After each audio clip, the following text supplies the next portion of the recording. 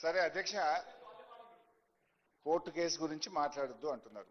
మరి కోర్టుకు ఇందిరాగాంధీ గారు ఎందుకు పోయినరు, ప్రణబ్ ముఖర్జీ గారు ఎందుకు పోయినరు?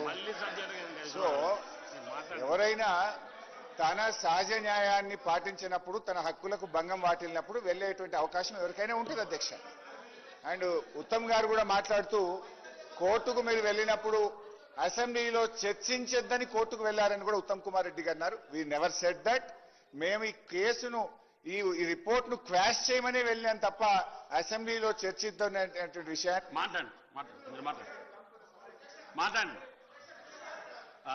ఇరిగేషన్ మినిస్టర్ గారు.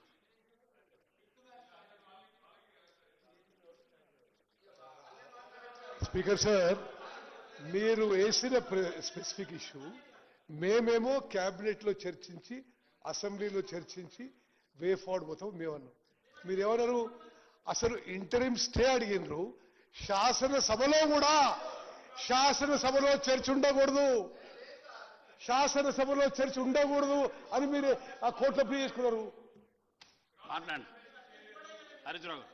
ఉత్తమ్ గారు పాపం సరిగా ప్రిపేర్ కానట్టున్నాడు. Let him check the report. మీ అడ్వకేట్ జనరల్ ఫోన్ చేసి తెప్పించుకోండి, నా పిటిషన్ తెప్పించుకొని చదువుకోండి. Come prepared. మీరు చెప్పినవన్నీ కూడా చాలా బద్దాలున్నాయి. I will come to you.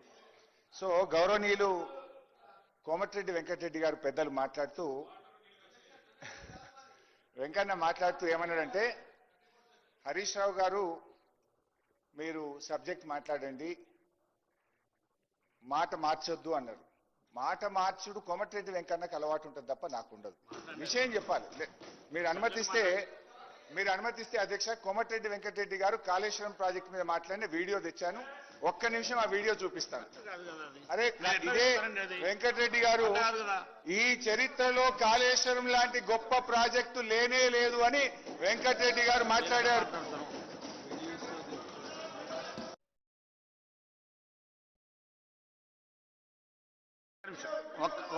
ఒక్క నిమిషం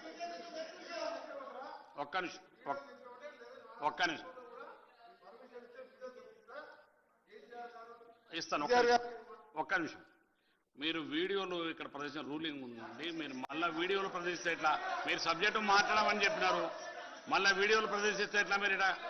మీరు వీడియోలు ప్రదర్శిస్తే ఎట్లా? తెలంగాణ కోసం నేను ఉద్యోగం చేసి రాజీనామా చేసి నిరాదీక్ష చేస్తున్నప్పుడు కేసీఆర్ గారు, ఇదే హరీష్ రావు గారు, మా రామన్న గారు, కేటీఆర్ గారు, ఇతర శాసనం వచ్చి తెలంగాణ గురించి నేను చేసినవన్నీ కూడా చెప్పాను. తెలంగాణ ఎట్లొచ్చింది, కాంగ్రెస్ పార్టీ ఎట్లా ఇచ్చిందో వాళ్ళు కూడా చెప్పారు. సోనియా గాంధీ గారు దేవత ఇదే ఇక్కడే కూర్చొని